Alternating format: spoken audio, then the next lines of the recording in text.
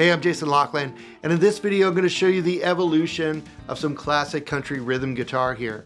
We're going to take a 2-beat track in the key of G. We're going to start by playing over it with a classic country strum. I'm going to show you how that evolves into a bluegrass strum pattern, how that evolves into a boom chick pattern with some different variations, and how that evolves into Luther Perkins style rhythm, something you would hear on a Johnny Cash recording. This is going to be a fun one. Stick around.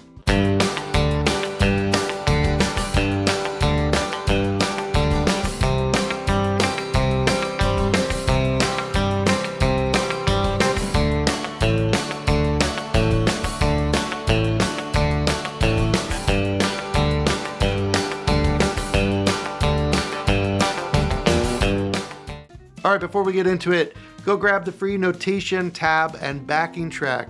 It's down below, covers everything we're doing here in this lesson, and it's free. Also, if you want to learn more about country rhythm guitar, I did a whole course on that. I'll put that link down below at a discount for you also. And then in the comments, let me know who your favorite country rhythm guitarists are. They can be great lead players too, but who are the guitarists that you really love that play great rhythm country guitar? I'd love to check that out in the comments. All right, let's get started. Everything that I show you here is going to all be over a track that has a 2-beat feel in the key of G, playing over a 1-4-5-1 progression. That means we're playing over G, C, D, and G, and then the progression starts again. I'm going to start super simple here with a basic country strum pattern. And just because this is simple and basic doesn't mean it's something that pros don't use. This is something you still use on records all the time. It sounds great. It works. It just happens to be simple to play. So we're going to use an open G chord here. And on beats 1 and 3, I'm going to be playing the bass note, which is the low G. On beats 2 and 4, I'm going to strum. Those are the back beats, 2 and 4. So 1, 2, 3, 4, 1, 2, 3, 4. For the C chord, doing the same thing. Bass note on beats 1 and 3, strum on 2 and 4. And the same thing for D. Back to the beginning of my progression. Really easy, simple to play. Let's hear that sounds in context with this track, and then we'll move on to the next step of this country rhythm guitar part.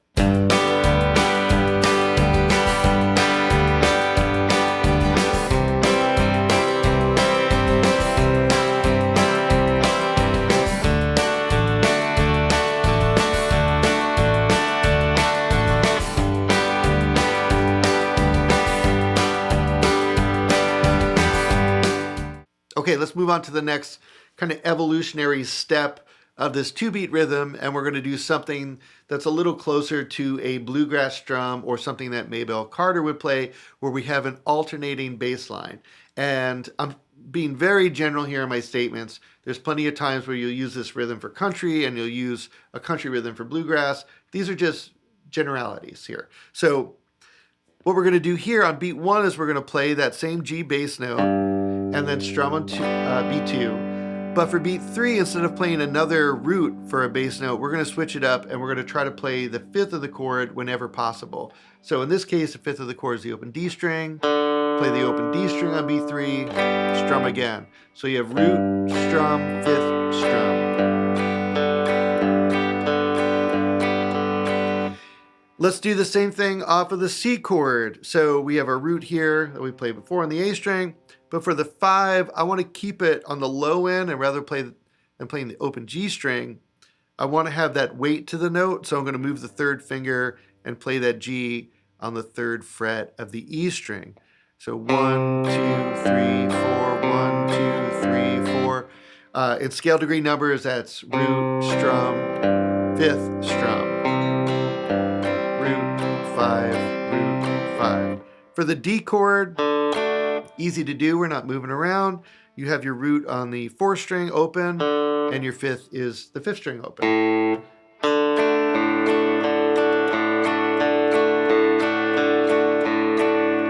Okay, a little bit more movement here. Nice alternating bass line. Let's bring up the track, play it in context, and see how that sounds.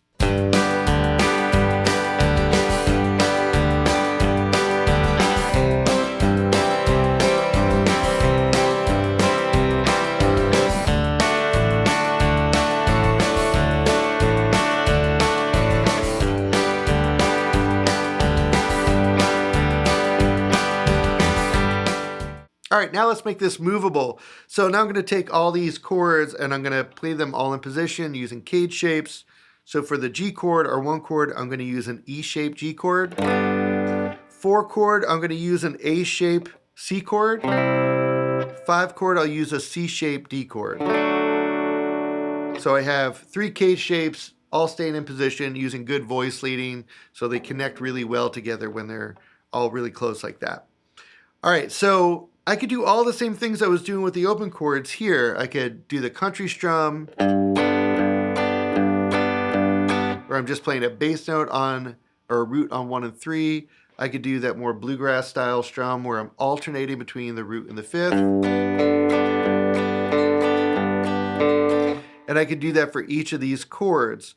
But what we're gonna do now that we're here is we're gonna tighten things up and kind of take this to the next step of its evolution and play something called a boom chick rhythm. So rather than strumming a full chord on 2 and 4, I'm just going to strum 2 notes. And I'm also going to palm mute to get a more compressed sound, so a little bit more staccato. So I'm not totally muting everything, but I'm putting a little bit of mute on here, dampening the sound a little bit. Another thing I'm going to be doing is pulsing this hand, and that's going to help these notes from ringing out. So just kind of pulsing in time with this hand. So let's check that out. Here's a boom chick.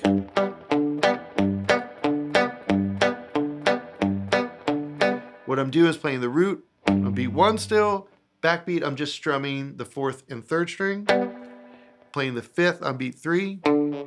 And then strumming the 4th and 3rd string again.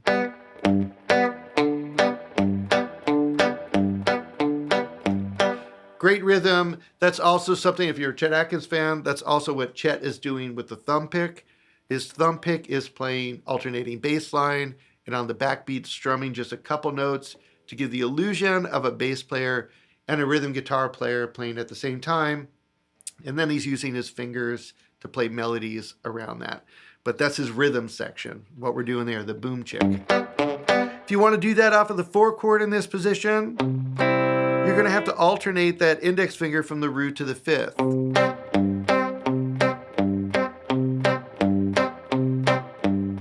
You want to do it with the 5 chord. You're going to again have to alternate, but this time you're moving the pinky a little trickier, but you're going from root to 5th with the pinky there.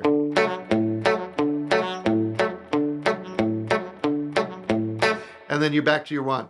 All right, let's hear how the boom chick sounds in context of this track. I'll bring it up. Let's do it.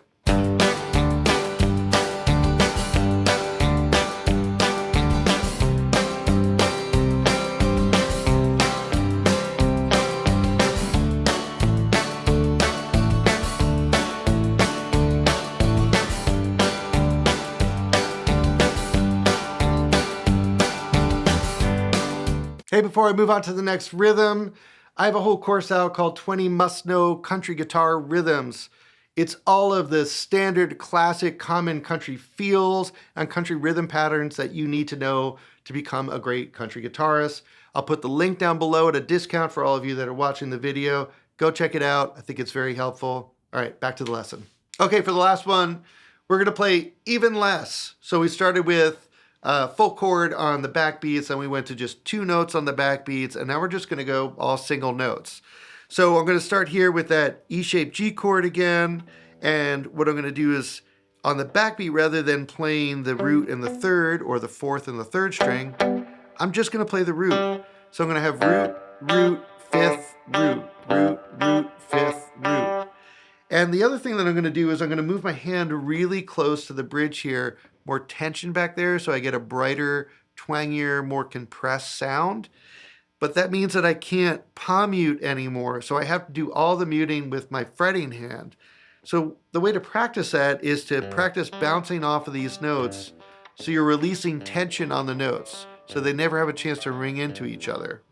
You put that all together.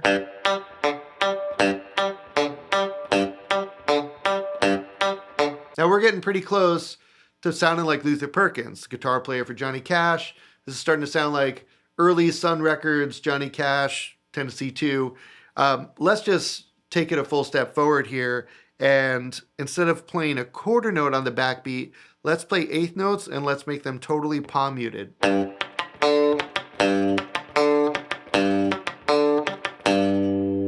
So playing that root, 2 muted strokes, 1, 2, and alternating to the 5. And then on the 4th beat, the last backbeat, another 2 muted pick strokes. 1, 2, and 3, 4, and 1, 2, and 3, 4, and when you get that up to tempo, it will sound like this.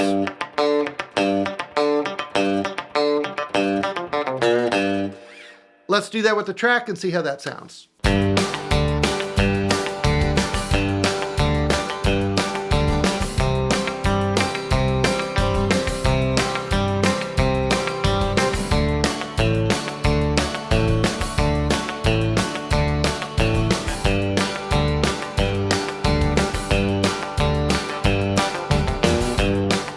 All right, one track, one key, one feel, but we have 4 or 5 different guitar parts, all kind of evolving out of each other that all change the sound of that track. We have so much control as rhythm guitar players to change the sound of music, even when it's the same feel. So I hope this was interesting to you. I hope you got a lot out of it. Be sure to go grab those tabs, notation, and backing tracks down below, and go check out that course I put out, 20 must-know country guitar rhythms. Great course, very helpful. All those links are down there. Please be sure to subscribe, and I'll see you in another video. Thanks for watching.